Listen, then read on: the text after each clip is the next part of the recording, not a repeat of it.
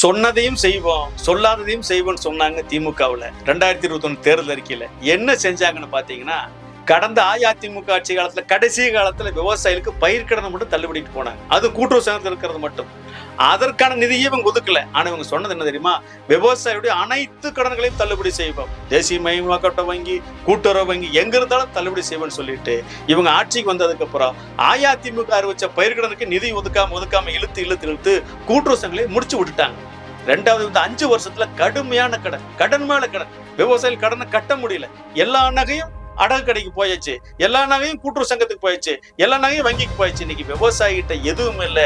ஏன்னா வருமானம் இல்லை, உழைச்சு வந்த பொருளுக்கு விலை இல்லை, விலை இருந்த விற்பனை கிடைக்கல, ஆக கொடுமை நம்மளுக்கு வருமானம் கிடைக்கல. இன்னைக்கு கடுமையான நஷ்டம், கஷ்டம், மீட்க முடியல, கடன் மேல கடன், மறுகடன் வாங்கி நம்ம கஷ்டப்பட்டு இருக்கிறோம்.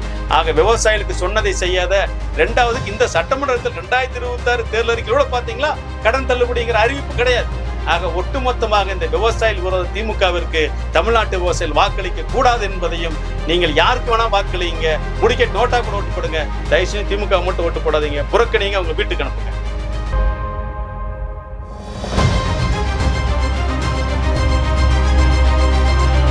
இந்த வீடியோவை தமிழ்நாட்டில் இருக்கக்கூடிய எல்லா மக்களுக்கும், விவசாயிகளுக்கு செல்ற மாதிரி எல்லா குரூப்புக்கும் ஷேர் பண்ணுங்க. இந்த திமுகவை தோற்கடிக்க வேண்டும் என நாங்கள் கேட்டுக்கொள்கிறோம்.